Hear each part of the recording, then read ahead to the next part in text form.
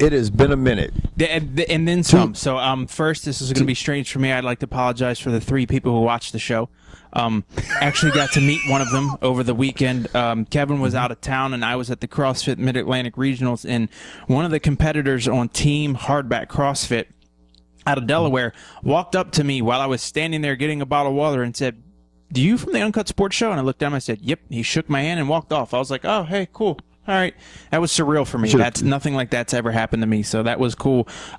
Dude, I don't know your name, but I'm looking at your picture right now, and you were just as jacked here as you were there. So I think his team came in the top 10, though. I mean, his team did well. But, oh, nice. But it was. If anyone ever gets a chance to watch a CrossFit competition, you should definitely go see one live. It's entertaining, to say the least.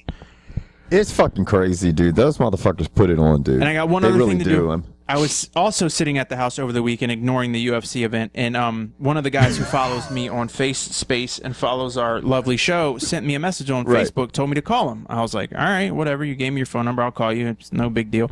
And it's G. Williams. And he sat there and said, "Look, dude, I'm in Vegas. I'm sitting here talking to Joe Silva. Is there anything you'd like to ask him?" And I'm like, what do you ask that guy? And I said, all right. My question was through G to the matchmaking guy. Who did I just say? Joe Silva? Yeah. Yeah, Joe Silva. And I said, when a fighter calls out another fighter, does that help you or hurt you when it comes time to book? And his opinion is, if they're on the same level, it's easy. I just make the fight. Makes my life easy. He's like, if they're not on the same level, we just ignore it. And I was like, so I want to give a shout out to G, and I'm pretty sure he said his buddy's name was Dorian. So thanks for watching. And yeah. So now that's all. That covers all 3 people who watch our show.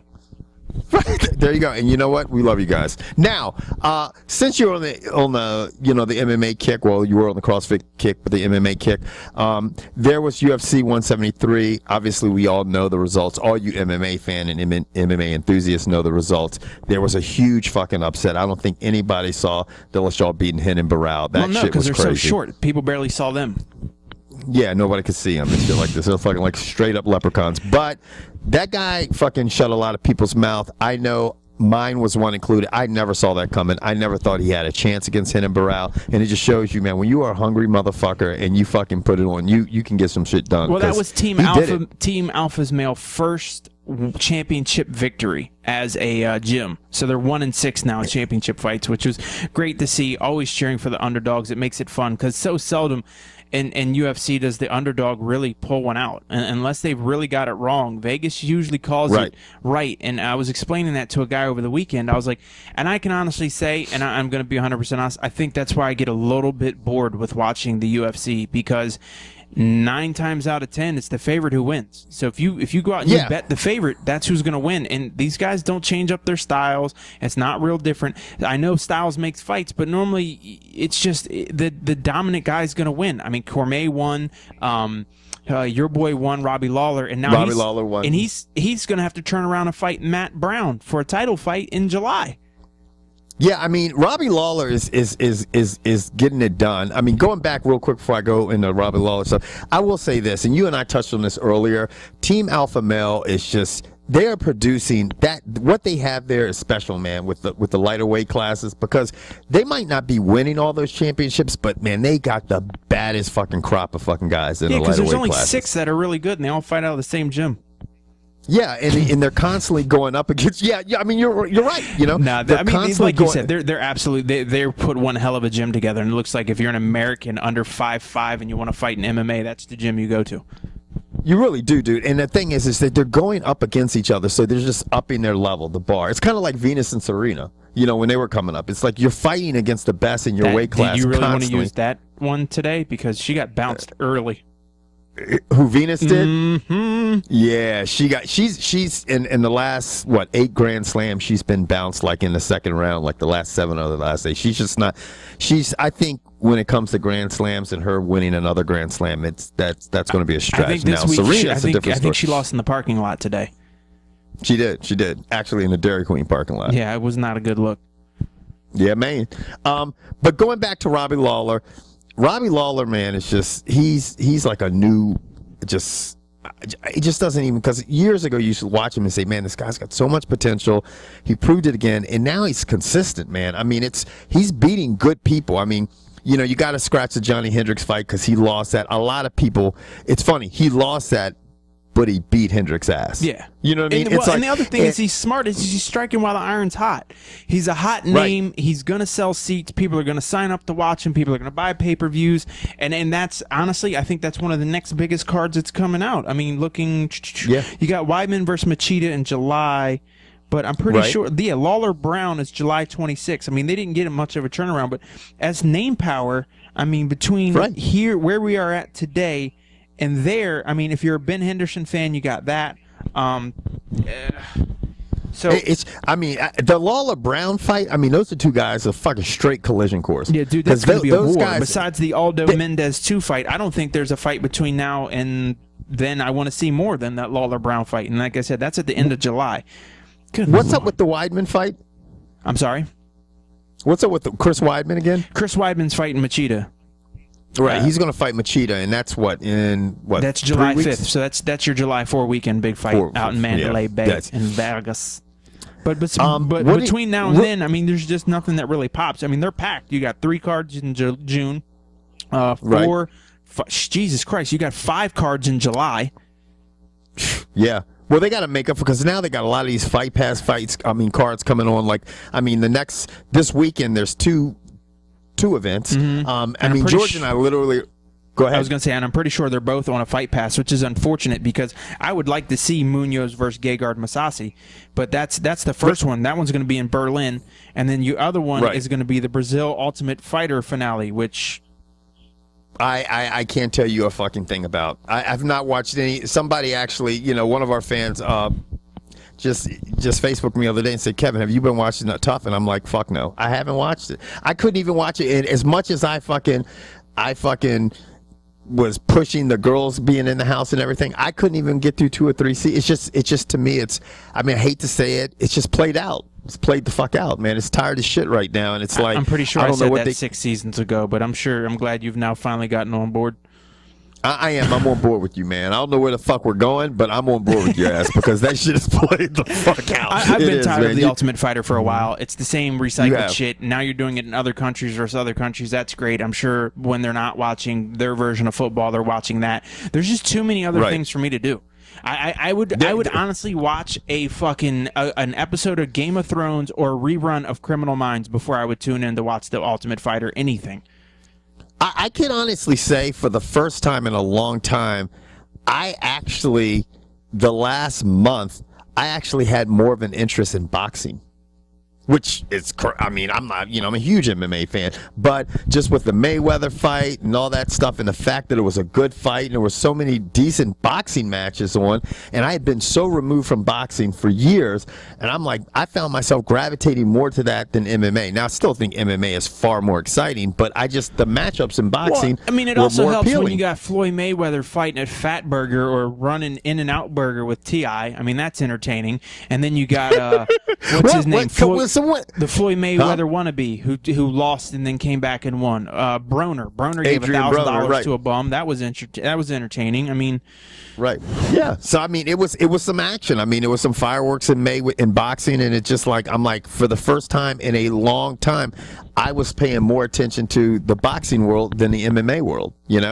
And but hopefully it'll change in the summer when everything else is. I mean, I don't think MMA is going to have anything to compete with except for the World Cup this summer. So and that leads us to the June 7th card, which is a fight night. It's Benson Henderson, right? And he is headlining the card versus. You go on and say it, man, because you're not setting me the fuck up. I know what you're trying to do. You're not slick. Versus some Russian cat. Say those consonants, son. Yeah, there's a Z in that bitch, and there's a V and some extra Kabilov, Rastum Khabilov. And this is Benson Henderson's second fight without the belt since losing the Pettis. And the dude he's fighting against has ripped off 6 in a row. So I don't know. I think Benson. I mean, the guy he's fighting you're right. He's won 6 in a row. The only person to me during that course of that 6-fight win streak that's really impressive is Jorge Masvidal. I mean, I don't know. I don't know if I should say impressive, but the only person that I really recognize as a kind of big name fighter is Jorge. Right. And other those, you look at that resume, George. How many of those other fighters that he's beat that you know? Seriously, I'm with you, but I think ticking.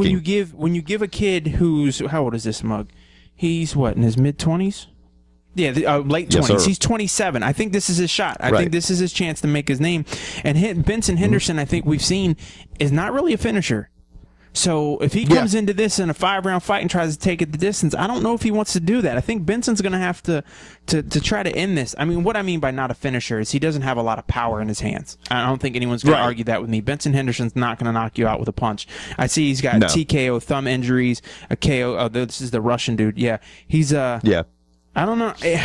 I don't know. It'll be interesting. It is interesting, and one of the reasons it's interesting just for the last event we saw something, the same type of shit where, you know, no one would pick fucking Renan Barao to be upset, and Dillashaw's like, you guys better fucking tune in because I'm going to upset this cat. And all of a sudden, bam, it happens. And right. And what you're saying in Benson is Henderson's last fight, he was up against a very tough kid in Josh Thompson, and he took it to a split. So it'll be interesting to see if Pootie Tang will come out and put on a show, or if he's going to just if he's going to pull the GSP, if he's going to put the car in reverse, back up, back up, back up. And I hope he doesn't do that. I hope he comes out and tries to end it. But there's some other, I wouldn't say huge names, but I mean it's a decent card for free. Diego Sanchez is resurrecting the Nightmare moniker.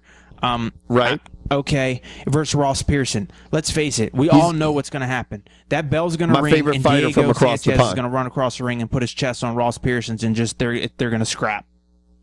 No, that's it. Well, but before the bell rings, he's going to say yes, yes, yes, about 4 or 5 times, and then he's going to go fight that son of a bitch. Who do you got winning this? No. Yeah. You're between going with Sanchez Ross? and Pearson. God, man, Diego Sanchez is a hard guy to bet against, man, because you got to have a motor and be able to take punishment when you fight the guy because he just never stops. But Pearson looks good. I got to go with Pearson. I just felt like Sanchez, even though he's brutal and he keeps coming, he's just kind of on the decline, you know? And I feel like Pearson is actually going the other direction. So I got to go with Ross Pearson. Yeah, you know, I'd love to go with you on this, but I'm not. I think the Nightmare is resurrected that name for a reason, and I think he's going to catch Pearson, and I think he's going to end this. Yeah. You think so? You think he's going to end it? Yeah, I think Diego's going to finish him. I think he's going to end up choking him out. I think he's going to end up clipping him because Diego's ground game's nasty as hell. I mean, I don't think a lot of people realize how good of a wrestler Diego Sanchez really is. Yeah, because he is. He's gotten away from it lately and done a lot of stand up, and I think he's doing it to get a paycheck and do something for the crowd. But you got to realize is one paycheck plus a bonus wouldn't equal to 3 more fights that year. And if you take the amount of damage that he's more than likely going to take, you're actually shortening your career and lessening your opportunities to fight. Right. No, you're right about that. I mean, and this is the thing I have a hard time envisioning. I always can imagine Diego Sanchez's face bloody as shit. I think all of us can do that. But I can't imagine him getting knocked the fuck out. No. Because it just doesn't happen. But I'm going to tell you what, if there's somebody that can do it, Ross has got dynamite in his hands. Yeah, I mean, the guy throws bricks without a doubt and stuff like this, but I just still can't, because I've never seen it. It's kind of like before Henderson got dropped. You just couldn't envision it because you've never seen it really happen. I mean, I think he might have been knocked out. And has Diego Sanchez ever been knocked out? I don't know if he has or not. Second. While you're looking up that, I'm going to talk about this flyweight battle. 6 by decision. Who knocked out Diego Sanchez? This should be interesting. Decision. It probably was somebody. BJ Penn got a TKO. Who did? BJ Penn, unless that's what they're calling out. Unless they're calling that a knockout, because I think they classify. Yeah, I think so. No, he's never been knocked out. He has been TKO'd because BJ Penn beat the brakes off his ass in that fight. Yeah, BJ. That's the worst fucking ass whooping he ever took. That's the worst ass whooping I've ever seen in a ring, because that shit was prolonged. Yeah. It was bad. It was bad. But the thing, like what we're saying is that, okay, you look at fucking BJ Penn close to his prime doing that and putting the ass whipping on Diego Sanchez. He was still fucking coming forward. Yeah. Like, I mean, I don't know if I can see Ross Pierce even though he punishes motherfuckers, I don't know if I can see him handing out that type of punishment. Yeah, but you pick Ross Pearson to win, so you better see him doing it. I know. Now I'm starting to wonder. I don't know. Whatever. Anyway, next fight I want to talk. What? Huh? I was going. Hey, go ahead. No, next fight I want to talk about is this flyweight fight between John Dodson and John Moraga. Now, Flyweight. Dodson, flyweight. Flyweights. I tell you what, Dodson is. You and I both know is at the top of the class. I don't. Do you think this guy can walk in and beat him? I mean, I'm going to check out what he's done lately. What have you done for me lately, as Janet says? Well, Dodson's pretty impressive. Stayed impressive. His one loss is to Demetrius Johnson, who I'm pretty sure is still a champ at this weight. Right. And yeah. I mean, this guy's already lost to John. One of his losses is he's had two losses in his career. One was to the current champion in that class, which is Demetrius Johnson. And then the second loss he had was to John Dodson via decision. He lost a decision to him. So, I mean, this might just be the thing of who has got better since the last time they met. Right. I mean, this could be a pretty well even match, is what it sounds like. And well even, son. Well even. If it's gonna be well even, you know what? I'm gonna go with not the biggest name. I'm gonna go with Mayorga for the win. You are? Yeah. Because I'd have to say, if I wrote John Dodson on paper and John Mayorga on a paper, you would know one's an MMA fighter and one works somewhere that's not in an MMA ring. At the U.S. Post Office. Yeah. Yeah. I'm going to go with Dodson just to fucking mix it up for us. Good. Dodson, and see him do a backflip. I think those are going to be the fights that Kevin and I touched on this one. You got other names: Rafael Dos Anjos, Yves Edwards, Brian Caraway. You got an undercard with Spotty's on there, which I don't think he's Spotty anymore. I think the vitiligo's taken completely over. That would be Scott Jorgensen fighting Danny Martinez. Yeah. Yeah, and then Bobby Volker, whatever the fuck. Yeah. So I mean, it looks to be a pretty decent card. It should be entertaining. So yeah. It's got they even have on that preliminary card on the Fight Pass, which George and I refuse to fucking be a part of. Patrick Cummins is fighting, so there is like George said, there's a lot of decent names on this fight on this card. So, but we're just sticking with the top three because you know what? It's time to talk some fucking other sports.